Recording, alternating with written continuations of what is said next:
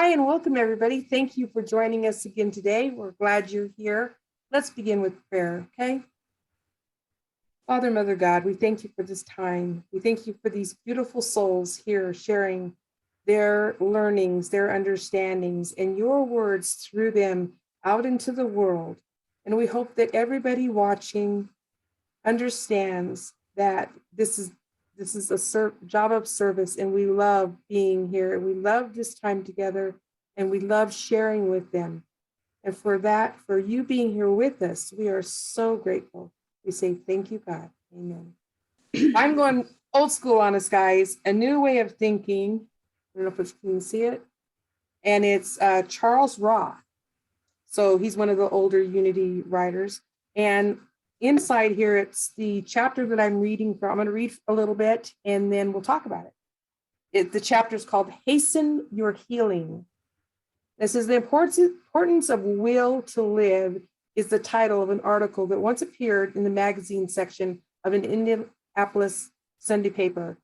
It was written by Henry Huber, MD, a surgeon for a New York hospital. Dr. Huber wrote, "It's important for everyone to understand that even today, in this era of wonder drugs and miracle operations, your attitude, cooperation, and acceptance of an active role are of the utmost importance in getting back on your feet." So basically he's telling us, we can go into the hospital and be sick, but if we lay there and we go, oh, we're sick, it's not going to get us healing any faster. Some patients have the mistaken impression that their role can be purely passive, that all they have to do is stay in bed and take the medicine prescribed, and all will be well. Nothing can be further from the truth. It is exciting, amazing, and satisfying to hear a medical doctor publicly agree. Now, this is an old book, so this was back in the 60s or 70s. Publicly agree and validate teaching that New Thought has emphasized for many years, that the mind, its thinking, and its attitude are decisive factors in healing. And when I read this a while back, I made me think of a time when I went to the doctor and I wasn't having a problem, but they have you take all these routine things. Oh, it's a routine, it's a test routine. And then they did, of course, a mammogram, and it was a routine mammogram. And they called me a couple of days later, quite startled me, we need you to come back in. And I was just like, what's going on? They said, well, we need to do another image. I'm like, all right, but, and they don't want to tell you anything over the phone anymore. They just want you to, show up. So I went ahead and did it. And then a couple of days later, they called me again. They said, we're going to send you down to this other place because we found an area of concern. And I did self-breast examinations, everything. And I'm like, area of concern? I told my husband, so what the heck do they mean? But why would they say something like that to you over the phone? We have an area of concern. So this appointment that I had was about 3 weeks out. So I sat down because I'm a true student for sure, started singing that song, every little cell in my body is happy, every little cell in my body is well. And I kept saying it and saying it. And I said, there is no area of concern anywhere in my body.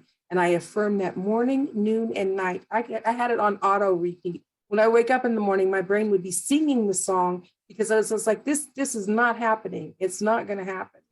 And because there is breast cancer in my family, my father's side of the family, and nobody ever died from it, but there had to be mastectomies and stuff. I was just like, it's just not going to happen because there's nothing there. I was dead set there was nothing there. I would go and take their test, but there wasn't anything there.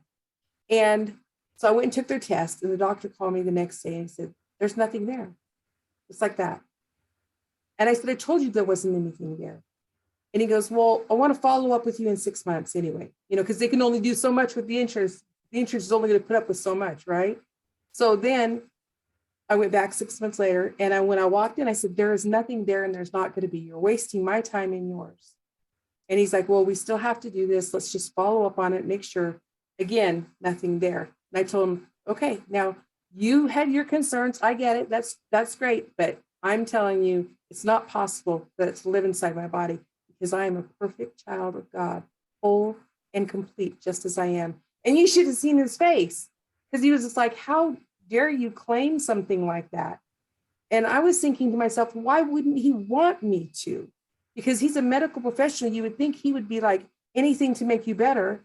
But I feel like most of the time with health doctors around health, they want to give you something, want to prescribe something. They want you to feel sick so they can cure you or take parts off of you. They don't say, hey, that worked, that's great. Let's tell some more patients the same thing, you know?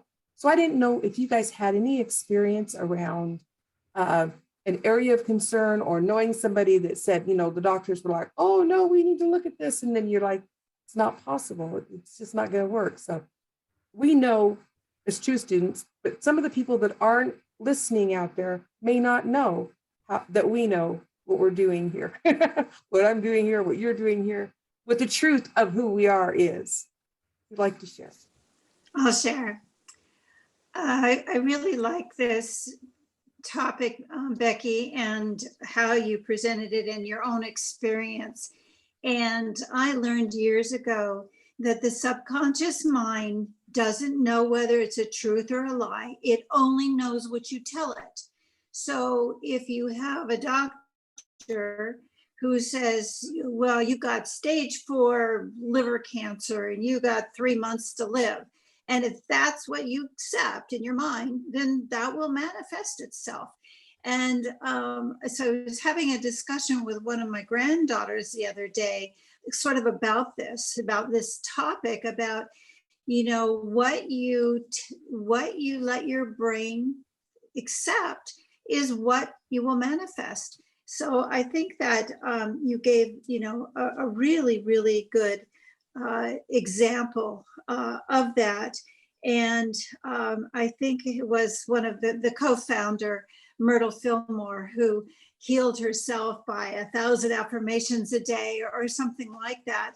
And it's interesting that in 1960, you said this doctor finally agrees with New Thought, that the mind and the attitude and the thinking is all part of the healing process. So could we get all of our doctors aligned with that when they're going to medical school? Could we have a class on that? Because I think that it's critical. It's so critical. And I think that we all should know that before we just accept, because he's a doctor and he said it, well, it must be true. So anyway, I loved I love this topic, and I think it's something we can all learn from. So thank you. Thank you. I love this topic as well. And I'm wondering, gee, what story do I tell? I think so many of us have so many stories. So I talked about this before, but it was a long time ago. I'll share it again. When I was much younger, and one of my children was very young, we were very involved with Rady's Children's Hospital. We were there all the time, frequently, there. And they had a lot of kids running around bald and going through cancer treatments, and their parents were there. Well, there were a couple they were teenagers then, now they aren't, who were making video games. And they would sit with these kids who were going through cancer and ask them to visualize what that was, to turn it into a monster. And then they would turn the kid into a superhero and give them lasers or swords or guns or anything to blow up, destroy this invader in their body. And the idea was that visualizing the cancer being beaten and leaving the body and going away would help them heal. Well, now it's a big company. I don't know the name. I didn't know this was going to be our topic, or I would have looked it up. Do take a look online if you're interested in supporting their work. They've got musicians doing all kinds of music tracks, and they've got cartoonists and artists, and when these kids go into treatment, they start to design their own video game, and they have adventures and things that they can do. And one thing that happens is that they don't feel like treatment is being done to them. They feel like they're a part of it and they're a part of the healing. I haven't seen the numbers on how much it changes the outcomes of treatment. However, I used to be in counseling. Mentally, there are so many less periods of depression. There's so much less suicidality. It's just been an incredible gift for these kids. And it's the same thing. What are you going to visualize? What are you going to accept? So great topic and fun to tell the story. Well, thank you everyone for sharing. I really like this topic because there's so many different areas where we probably all have been touched or had somebody near us be touched with an illness and how to overcome it. And one of the things that, as I listened to everyone sharing, I thought about is it's one of my hot buttons is people that will say, you know, well, this was in your family, you inherited this. And I always remember the story of Myrtle Fillmore saying, you know, she had tuberculosis and they said she wouldn't live a long time. She said, I'm a child of God, I don't inherit disease.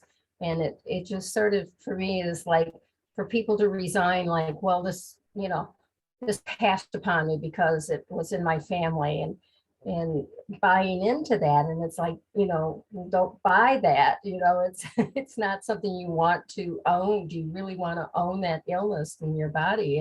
And just being able to say is like, well, no, it's going to skip me. And, you know, or I don't have it, or I do have this, but it's not because I inherited from my parents or whatever. It's, you know, something I need to look at what I'm doing in my own lifestyle, in my own thinking, in my own ways, that how I can overcome this. And it just is, it's so, you know, it's such an interesting point, is that you have the power to change that thought process. Instead of, oh, you know, saying the disease owns you, you have control over the disease.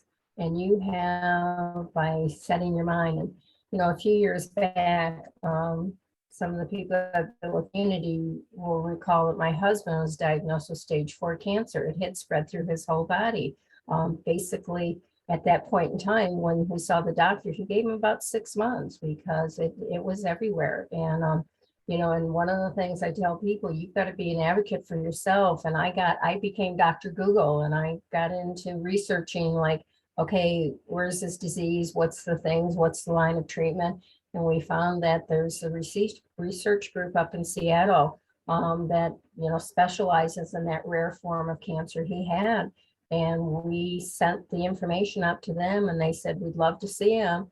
And went up and they looked at his case, and they said, he needs to get on the immunotherapy.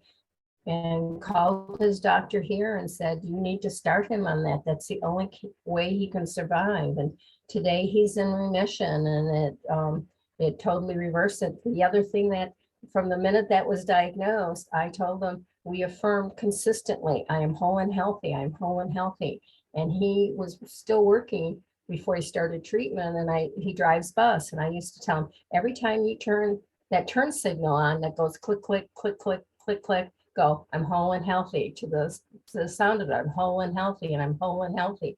And so it was still consistently saying, I'm whole and healthy. And we put together a prayer circle that came together and prayed for his healing. And, you know, it's all those things where it's like, we need to take action and to own. And, you know, like Becky said, she kept saying, you know, I see, you know, it's not there, there's nothing there. And it really is in our mind that we can perpetrate the disease to spread, or we can choose to say, I'm whole and healthy, and I'm a, you know, precious child of God, and I don't inherit disease. So it keeps us going, and it helps. And then you need to get your medical profession on with you. Then also, I thought it was a very interesting thing when we went up to Seattle, and the doctor that heads this research foundation, when we were talking with his associate, she said, okay, he thinks that, you know, every patient needs to have goals. What are your 3 goals?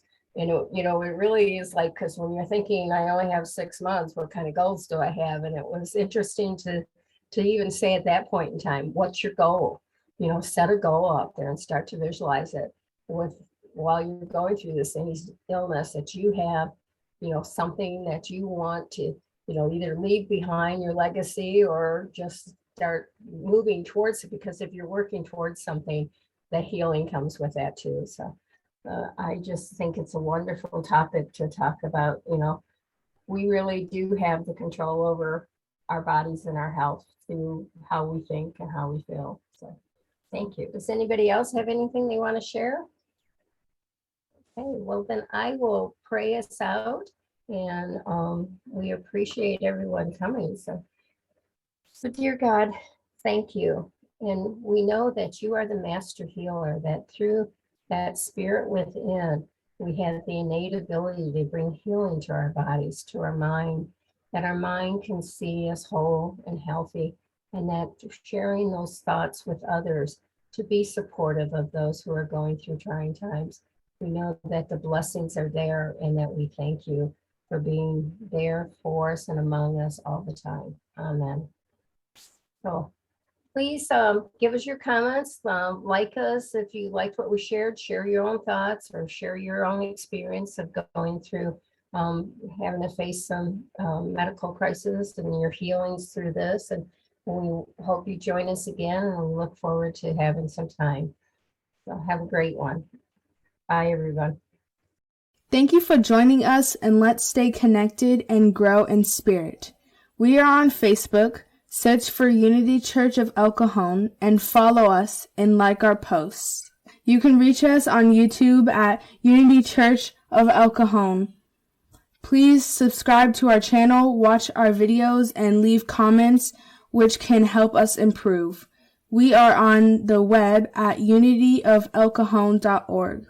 Email or call our church office to receive our weekly newsletters, which lists all of our activities and opportunities to learn and grow together.